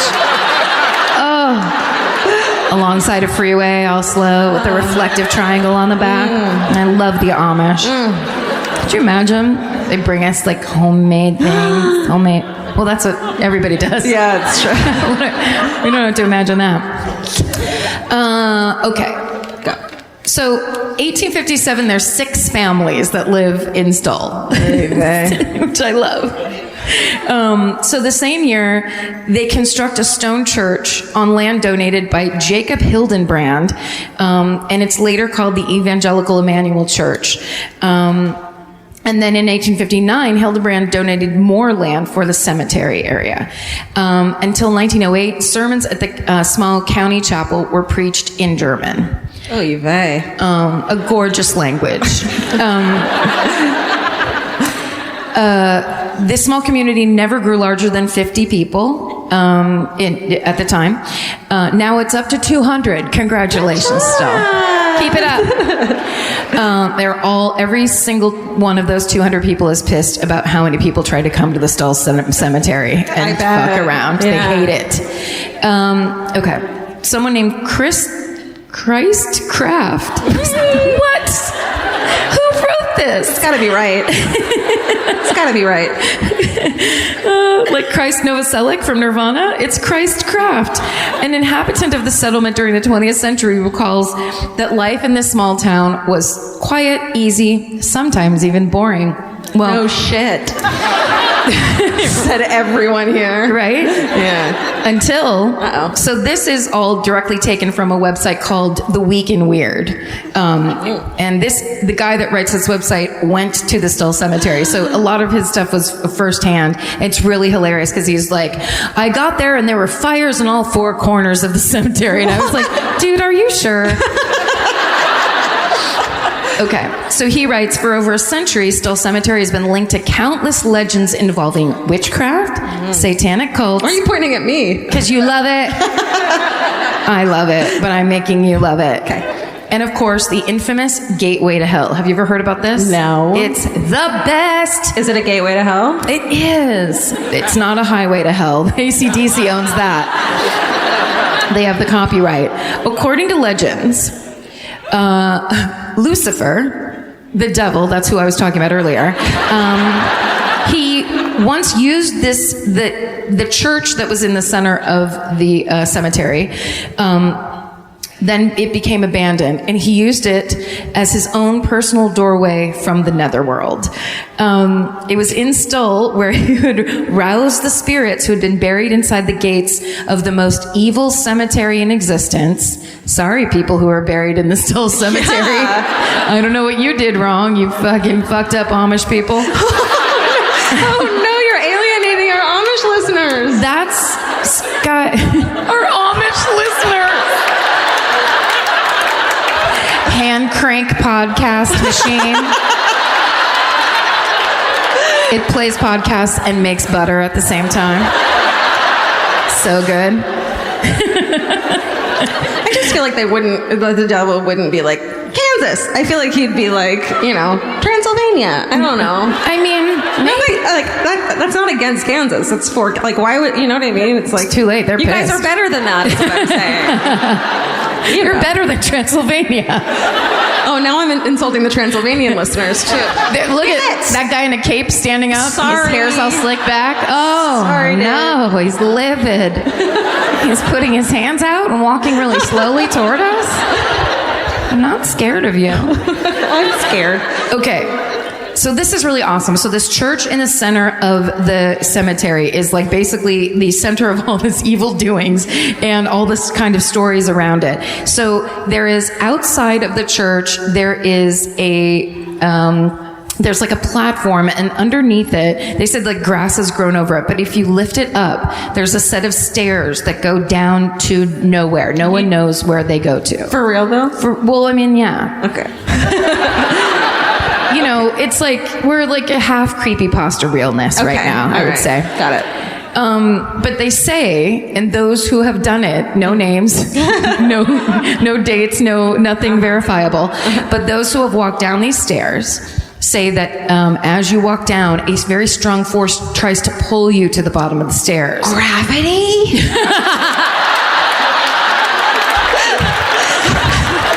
Don't fuck up our scary story with science. I'm sorry. Fuck. I got a lot of sugar today. It's just the one person started walking too fast at the top of the stairs, and they like went down. They're like, "The devil is making me." Oh, or he did what I did, the opposite of what I did earlier, and tripped up upstairs. I tripped up a step today. Yeah, and he fell, and it's just gravity. Right. Yeah. Did you just fall all the way down on the ground when you tripped up the stairs? I scratched my knee. It was really in front of people. Don't worry, it was in front of people. The whole valet stand saw. No one tried to help me. I think that's best. Yeah. When I fall all the way down, I want everyone to leave me the fuck alone. I think they were like, "Oh, okay, leave her. Don't look away. Look away. Let her have her shame alone." One time I fell, and this is just a quick sidebar. I fell out of a cab in Chicago. It was very odd. It was like I thought I had it. Like getting out of a car. I'd done it before. I thought I had this shit on lock. I thought I had stepping up a fucking curb. I know, right? The devil tricks you. It does. The devil pulls you down. Yeah. You don't need stairs. It's a weird force. I fell down in front of this busy movie theater in Chicago, out of a cab. It didn't make sense. Like, if you had seen it, you'd have been like, but you're supposed to step up out. And I just like kind of came out and down. And I did it where it was like hard enough. It was like my toe caught on this curb that I didn't see or whatever. So I went full splayed. Oh no. And then my stupid tote baggy purse fell in front of me. So all of my things just went like... And then, so I was like, okay, I don't really live here, so I'm going to survive this. I'll never see these people again. But the saddest part of it was an old lady came and helped me up. She was like, oh, honey. And I was like, get away from me. You did this to me. So anyhows, but here's the twisteroo of these stairs. When you turn around to come back up the stairs, it takes longer, sometimes 2 weeks. That's what this article said. Okay. To get back up the stairs. Now you don't know it at the time. You're walking. You think, oh, that just took me 4 seconds. Should have never gone down to the dark stairs that I don't know where they go to. Why did I do that to begin with? Then you come out and you're like, 2 weeks later, this impacts my life in a very minor way. Yeah. I missed my favorite murder live. That's about it. I didn't put the garbage out. It's those 2 seats right there. Those empty seats. They're down just walking in place in the Stull Cemetery stairs. They're like, I wonder what murder they'll do. God damn that devil. Oh, man. I love that no one talking about going up or down those stairs reports that it is hot or anything. There's no hellish aspect that I've read. It might be in there. I haven't dug hard enough to the stairs. Those are rumors that it's hot. Okay, go on. Sorry. I don't know. So these are apparently the stairs the devil comes up out of every spring equinox and Halloween to visit his poor dead son. Okay. Who was the devil's wife? When did they have kids? I have so many more questions now that I'm done reading the story. Not done, but okay. So, the most widely accepted theory behind the origins of Stull's evil reputation, this is again word for word from the Week in Weird, is tied to both a large tree which once stood in the cemetery and an old tombstone, oh there it is, described with the word witch. So it's W-I-T-T-I-C-H. No, that's not a word. Yeah. W-I-T-T-I-C-H. Idge. Okay. It's just lightly misspelled witch, I guess. Now that I look at it, it's not that big of a deal. Now, the tree is said to be the hanging tree for the condemned witches who were put to death there by torch-wielding townspeople. So, like, this 7 Amish people got together. And they're like, you. You make candles. We don't like you. You're a witch. Candles are our thing. Yeah.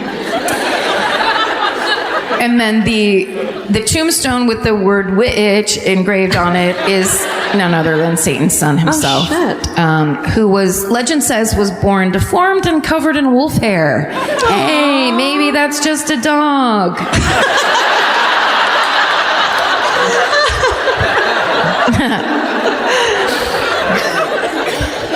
Okay.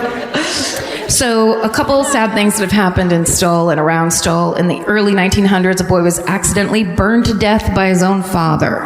Oh, this took a weird turn. It could have been, now keep in mind, that could have been the devil and his son. That's why he's so sad, visits him so often. In the early 1900s, a local man in Stull was reported missing, and he was later found hanged from that pine tree in the cemetery. And the old church in Stull is believed to have been built in 1867, cut and paste. But then in the early 1900s, it fell victim to a fire. Okay, so here's some other things. One story tells of 2 young men who are visiting Stull Cemetery. One night, they become frightened when a strong wind begins blowing out of nowhere. It's called wind. Yeah, isn't that how wind works? And it doesn't start by going wind, and then like, wait, hold on. I hear out of nowhere. I hear the cry of an owl. Now that means wind is coming. So they run back to their car, only to find that it had been moved to the other side of the highway and was now facing the opposite direction. That's creepy. That's something only the devil can do. Yeah. He just plays these practical jokes. Once he comes up those stairs, he's ready to have some fun. Yeah. He's been bummed out by the death in the family, and now he's like, let's fuck with some people's cars. I'm the devil. Okay, another man claimed that about that same mysterious wind, that he was in the church, and he said that the wind came up, knocked him to the floor, and held him down on the floor for some time. Sometime. He was a drunk. Oh, okay. I don't know. Yeah. I was going to say that, but I don't want to well, now it's this, now, like every single time. Maybe there's something spooky. I'll let one of these things land. Okay. So you're going to, of all the things you could pick, you're picking wind pinning a man to the ground. Okay. Well, that's your pick. There's no going back. Okay. Okay. All right. No matter what I come up with later. Okay. Uh-oh. Is there something good? No. Okay. No, I love this. I would go to this. Oh. I mean, in 1 second. Yeah, but they don't want people there, and I think it's very hard to find. Great, let's go. Right? Okay. So this church, it's been missing its roof since the 20s, and they say anytime it rains, it never rains into the church. They got a new roof. An invisible Wonder Woman roof? Yes. No water ever drops inside the square of the inside church. Okay. Not blowing your mind the way I wanted it to. All right. Oh, sorry. Oh my God. There it is. But people would see this firsthand with their eyeballs. Awestruck visitors would report that the tiny church would stay bone dry no matter what time of year or the weather conditions. That reminds me of a depression commercial, like a commercial for a pill for depression, when it's the little thing and it only rains on him and you walk around all sad and then he gets his pill and he's happy again. What if the devil just looks like that little blue circle that rolls around with depression? Yeah. For what's that for? Cymbalta or some shit? Could be Cymbalta. The Cymbalta circle. Is that a heart attack medicine? It could be. I don't know. I don't know You guys know what I mean. Zoloft. Thank you. This bitch knows her fucking pharmaceutical. Yeah, let's hear the Wellbutrins in the house. Come on.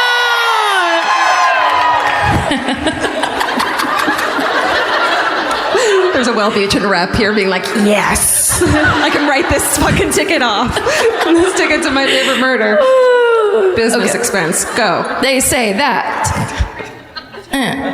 Supernatural attributes.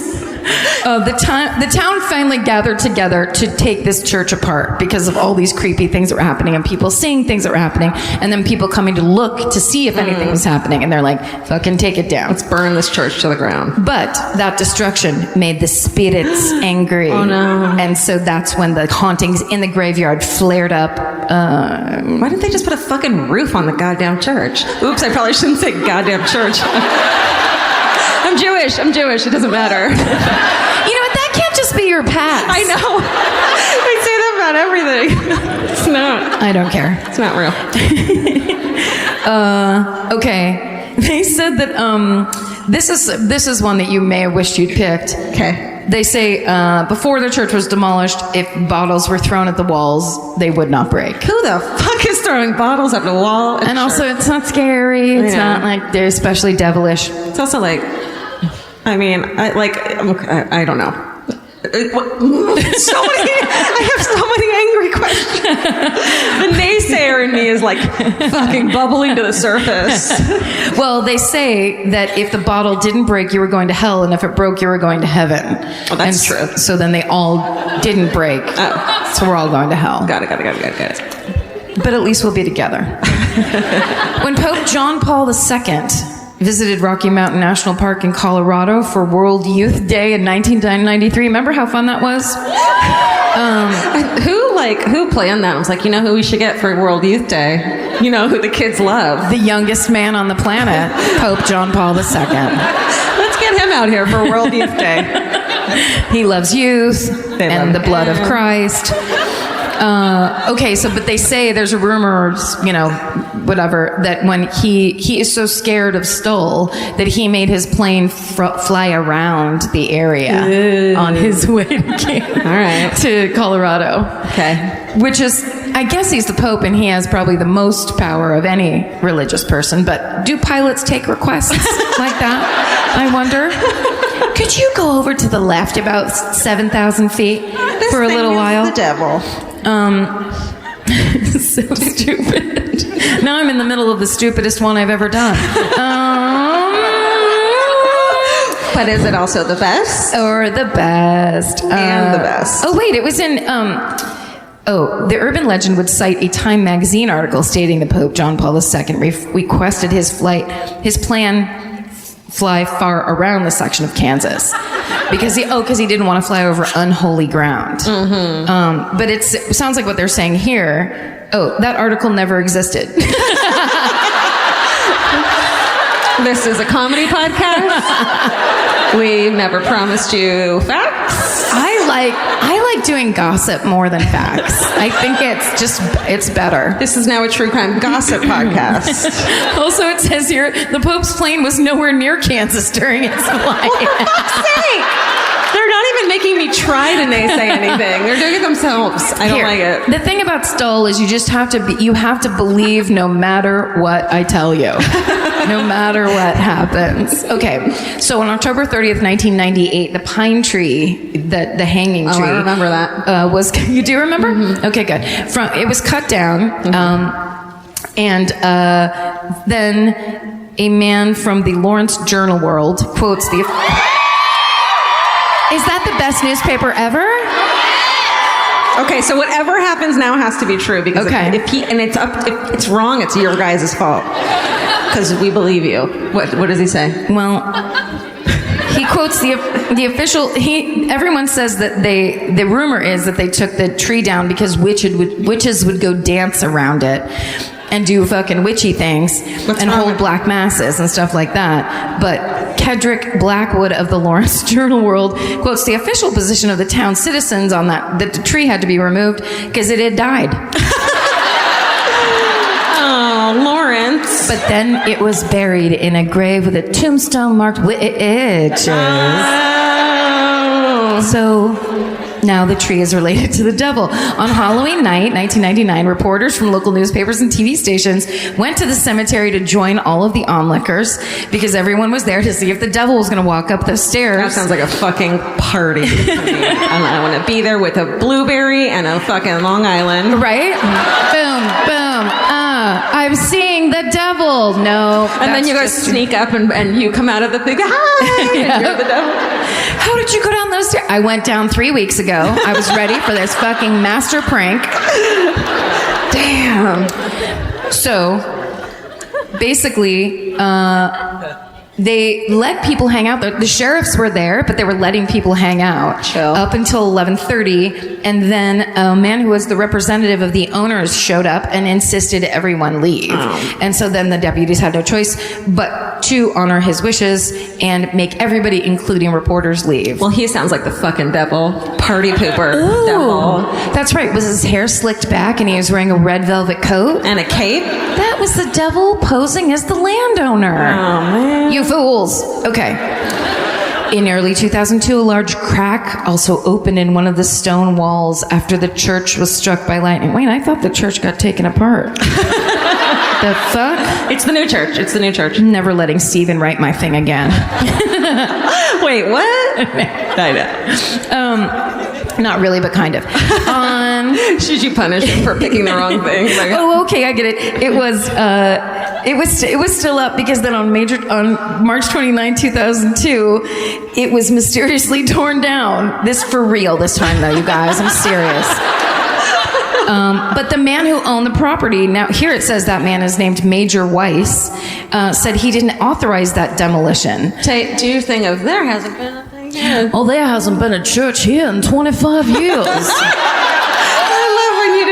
That used to be more of an old miner, but I just turned it into like Blanche from Golden Girls right there. I don't know what I was doing. I definitely had a change and I just got excited. This just sounds like a fucking episode of Scooby-Doo. This is the Scooby-Doobiest story I've ever done. It really is. It really There's is. no Mr. So-and-so. It's the devil. But I feel like now that I'm reading this out loud, I feel like the key to this story, especially, and stories like this, is when you're reading it on a website that has black background and the writing is green. Yes. It only lives there. Once you pull it off of that, it's all ruined. Because at the banner top of almost every website I've ever seen about the Stull Cemetery, it's like a dead tree and fog, but it's nighttime. And it's like you're flashing different I'm freaking colors. out. Yeah. The devil is on earth. And now I'm saying it out loud and I sound like a big dumbass.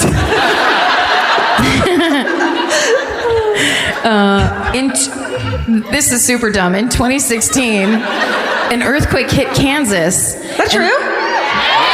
A big one, right?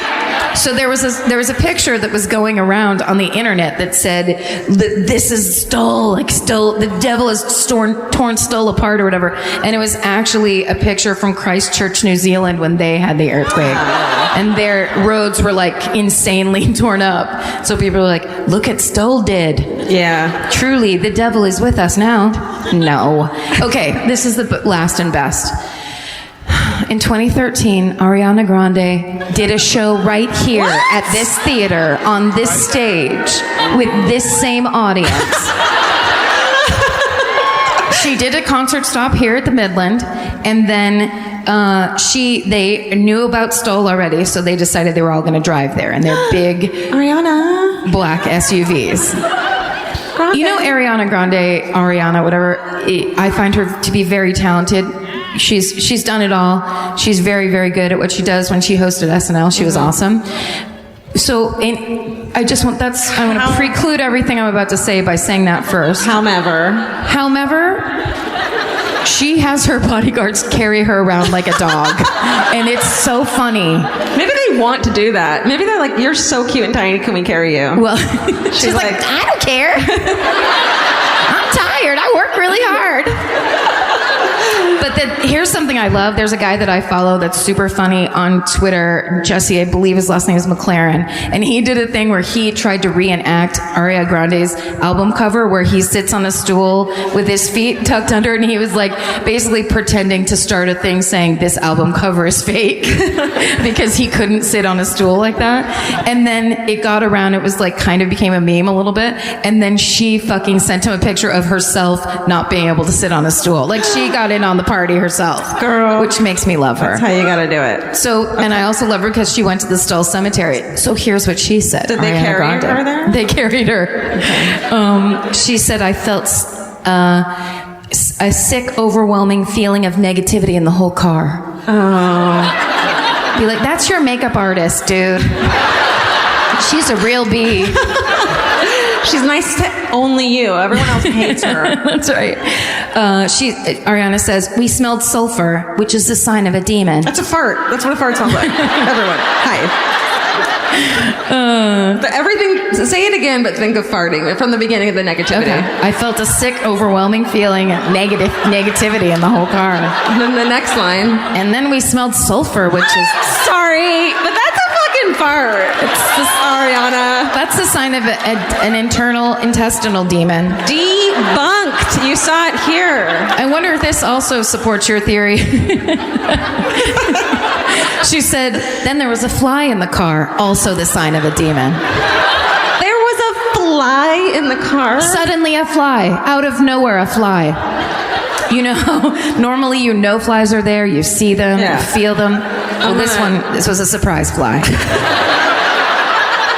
So they got so freaked out that there were 2 signs of demons in the car when they got there that she rolled down the window and said to the Stull Cemetery, "We apologize. We didn't mean to disrupt your peace." And then she took a picture.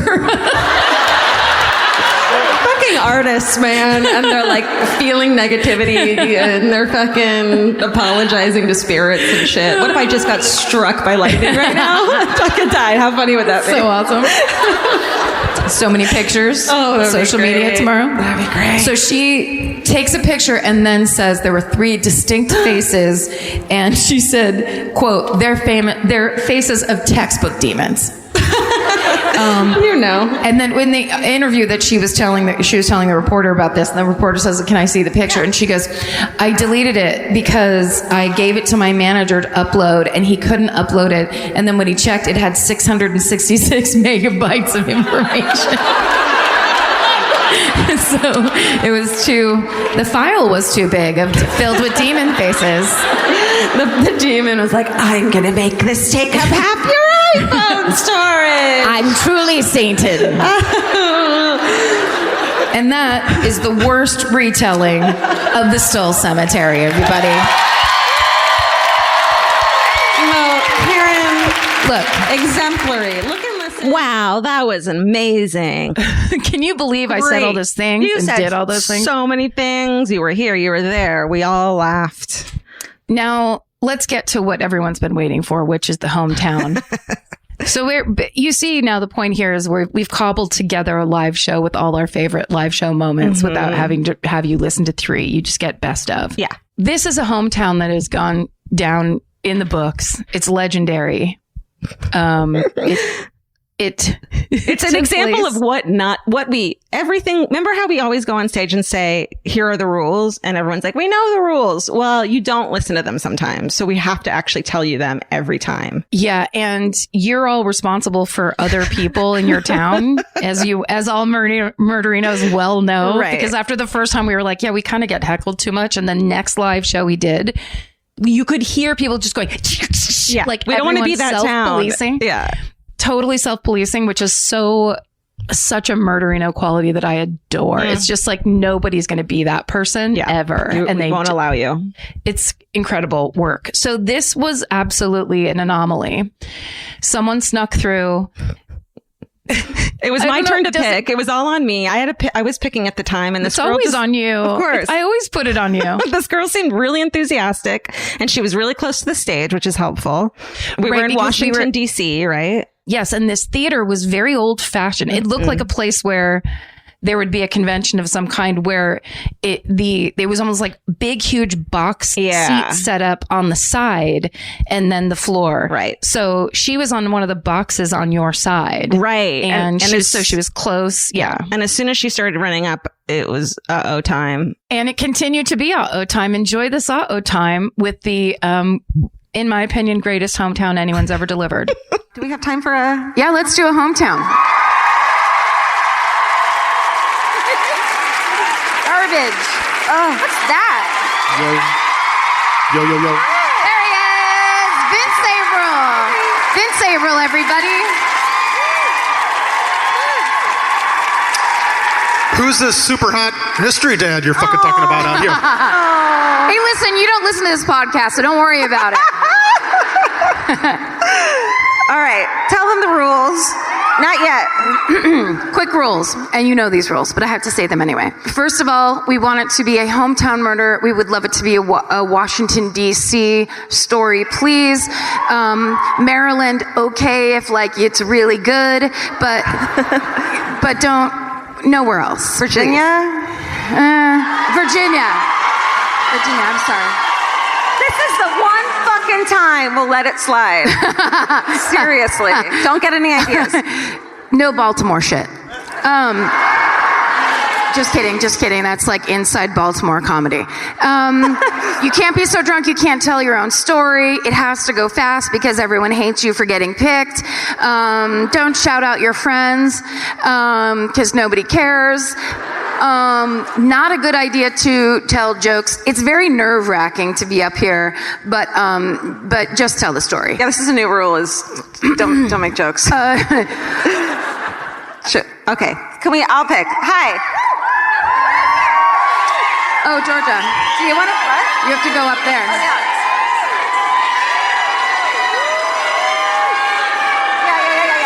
Come here. Wait, she just screamed real loud though. I guess I shouldn't have picked someone who had a full drink in their hand. Sorry. Wheat woo! It says wheat woo. Wheat woo! Hi, you can bring the lights down. It happened. So sorry. Hi. So sorry. Uh-oh, here we go. My name's Mariah. Hi, Mariah. Oh my God. I'm Karen.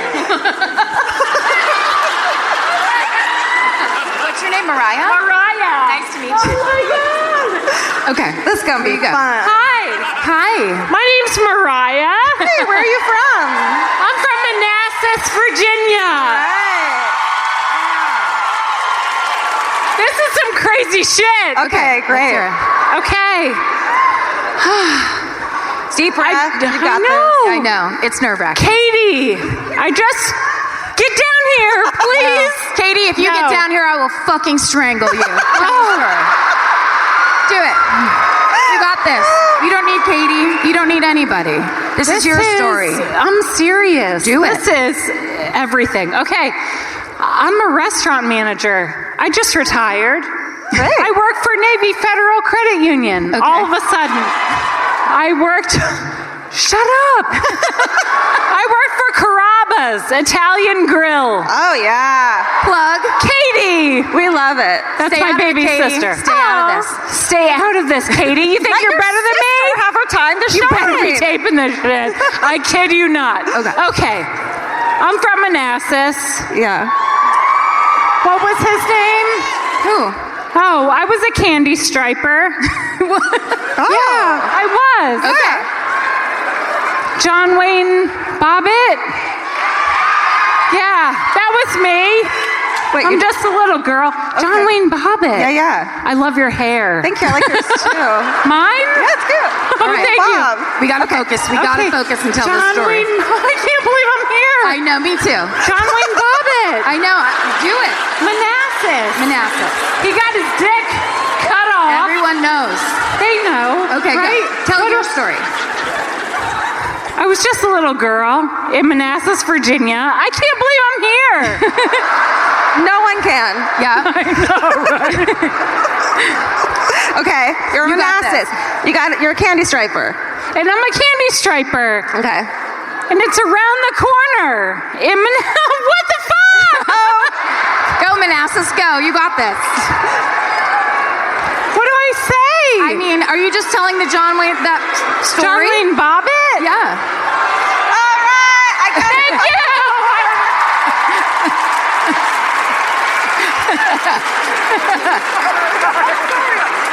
Yeah. That's the best one. That's the best one. That's the best one we've ever had. That's the best one we've ever had. Okay. No. Sit down. No. That was your hometown. You got it. That was it. It was John Wayne Bobbitt, and we all had a moment together. That was beautiful. It was everything we love. And listen, I feel like with John Wayne Bobbitt, it wasn't going to be a huge payoff. Or It's anything. a fucking, we all know the story. Also, it's not a murder. All right. Yay! We did it! We did Yay! it! She did it. Good for her. She did it. She did it. Stephen, are you going to leave in the part where everyone says pick another one and I say no, too bad? Yeah, and leave it everyone in. We gets have really to. mad? We have to. Yeah. The full experience, Just making sure. Because I know it's something that's wrong with me and a bad thing about me. But there's moments like that are my absolute favorite where that audience was just like, get rid of her. We're doing this again. And Yeah. it's like, no, you're not. That's it. I get to say, this is you don't run this channel. You don't run this channel. You don't. Oh, yeah. So we were basically like, and also because that same night, that audience didn't get ripped off because then after all that was over, just as a backup FYI, we read from the book. Remember? Oh, that's right. We read from the book. So we were just like, okay, moving it. We read a chapter from Stay Sexy and Don't Get Murdered, which hadn't come out yet. And we were recording it for the audiobook. So the live Yes. episode or if you listen to the audiobook, there's a couple live readings and that's one of them. That's right. I forgot about that. All right. Awesome. Let's do some fucking hoorays then. Let's do it. Go ahead. Okay. This is from Heidi Joy Wind on Instagram. My fucking hurrah. Yesterday, my 15-year-old and I had a 1-hour car ride together, just the two of us. Been a while. He decided to DJ the event, and what followed was an hour of us singing at the top of our lungs. Paul Simon, CSNY, Bjork, Peter Gabriel, and the Gorillaz. Both of us had goosebumps and were near tears several times. I had this overwhelming feeling that I had done my job as a mama well, that he would be okay, and that I couldn't feel more love for him or the life he has ahead of him. That's Aw. me. Teenagers, they're so hard. That's great. That's very I sweet. love that. Okay. Well, then this one, I'll read this one. It's kind of coming the other direction. Okay. I This hate is my from- teenager. Is that what it is? Where do I drop this one off? This is from someone named Alyssa. And they say, fucking hooray, my stepdad adopted me last month. He's the most wonderful man to my mom, walked me down the aisle at my wedding, and he's loved me unconditionally since he and my mom got married over 10 years ago. I'm an adult and married, so this really is only symbolic, but I got a new birth certificate and a new maiden name. Without going into too much detail, my biological father is trash, and I don't wish to be associated with him, and we haven't spoken many years. I was worried COVID would delay what I've waited for so long. But via Zoom in a lawyer's office, it was made official and I couldn't be happier. My new birth certificate arrived and I've never felt more free. Much love to my murder girls. Love, Alyssa. That is so beautiful. I've seen a couple of those where it's either like, adults or teenagers present that to their stepfather. Yeah. The ones I've seen are stepfathers, and it is the cutest. Like they immediately burst into tears and like, oh, it's so lovely. And I moving. love that. And I think symbolic acts of stuff like that is so important too. Because even though it's just like, it doesn't mean anything. Yeah. But it means something to you and you're able to move on from this past that you don't want. And it's also that thing of, I think that step parent thing where it's like, whatever step parent you might be, that you're always kind of this outsider or an intruder. Right. And so how much that would mean to the parent who parented, as she said, as Alyssa said, like parented her for her actual life was her real father. Like that's beautiful. That's beautiful. I love it. Okay, my last one's from Morgie_Y. My fucking hooray is that I just finished as a marine animal rehabilitation and environmental education intern at the National Marine Life Center. And before I left, we released 4 harbor seal pups back into the ocean.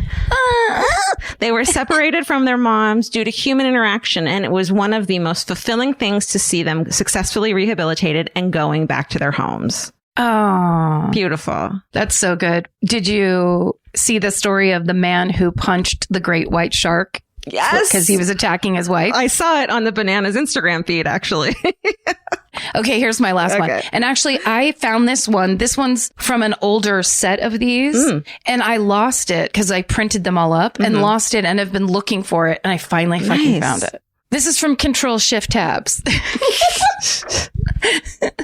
My fucking hooray is that today is my brother's birthday and we're all quarantined together in our childhood home. The big doofus, when asked what he wants for the big 2-7 dinner, goes, I don't know, tacos. Probably thinking that of supporting a local business or the nearby Taco Bell. He forgets that I'm furloughed, anxious, and that my motto is cooking is cheaper than therapy. Boy, is he getting a full taco bar in our kitchen tonight and a cake delivered by a friend who is a supermarket worker and will get us an ice cream cake same day. Fucking hooray. Aww. Taco night. I mean, I know there's lots of people with nightmare stories, but I do love that idea of people, just everybody going back to their parents' house or apartment or whatever and just having to go be with their siblings again. And spend time with people that you would have never had a chance to spend this much time with again in your life, probably. It's like and play some Uno. Get in there. Play some Uno, do a puzzle, eat some tacos. I mean, have an ice cream cake. What more? Delivered. Pull those strings that you have in your town. Use that juice. Get some cakes delivered. I love that she's like ice cream cakes same day. Same day, bitch. Same day. I've got fucking a connection. What are you, the mayor of your town? You lucky duck. Well, everybody. Send us your fucking arrays wherever you feel like it. Are we the littlest things? Little things. Doing a taco bar for your brother is a beautiful gesture. And we need to hear about it. Totally. Things that are bringing you joy and things you're doing to bring other people joy. You can brag about yourself. Any of that. And of course, any story about your grandma is welcome and accepted always. That's right. Anything. Always. All right. Well, I think that's it for this week. Yeah, I think so. We literally quilted something together for you. It's beautiful. It's a beautiful quilt. It'll be for sale on the My Favorite Murder store. Fuck you, I'm a quilt. We're gonna start selling shitty quilts that say "fuck you, I'm a quilt" across it for Christmas. What else do we have to do? We're in quarantine. All right, stay sexy and don't get murdered. Goodbye. Elvis, do you want a cookie? This may surprise you, but clothes that feel good and look good don't have to be mutually exclusive. Designs that make you feel as good as you look is what Hill House is known for. Hill House Home invented the viral nap dress. Hill House makes fun, versatile fashion that elevates your look. I now own 3 nap dresses. I love them. They're so comfy and cute. Pockets for days. You know? Get 15% off your first order of $100 or more at hillhousehome.com with code MFM15. That's MFM15 for 15% off at hillhousehome.com. Goodbye. If audiobooks are your thing, or if you've been meaning to listen to more of them, you should check out a podcast called Earsay, the Audible and iHeart Audiobook Club, hosted by Cal Penn. Each episode spotlights standout audiobooks on Audible across all kinds of genres: sci-fi, comedy, romance, thrillers, and more, with Cal talking to guests who help break down what makes each story worth listening to. It's a fun, easy way to discover your next great audiobook. Check out Earsay on the iHeartRadio app, Apple Podcasts, or wherever you get your podcasts. Goodbye. The best time to think about home security is before you need it. That's exactly why they're Simply Safe. Traditional home security only alerts you after a break-in has already happened, and that's too late. Simply Safe is changing that. Simply Safe's US-based live agents identify threats on your property and help deter them so intruders never get to your house. The system is customizable so you can build one that fits your home and your specific needs. The 24/7 professional monitoring is effective and affordable and won't lock you into a long-term contract. I think that's what's so scary for so many people is that long-term contract. And like, what if it turns out you don't like it or need it, but they don't have that because they know you'll like it and you'll know that you need it and feel so much safer when you have it. Like at this point in my life, I would never go without a security system on my house. I just feel safer with actually having Simply Safe around. There's a whole staff at Simply Safe that's waiting to talk to you and help you out. Right now, you can get 50% off your new system by visiting simplysafe.com/MFM. That's half off at simplysafe.com/MFM. There's no safe like Simply Safe. Goodbye.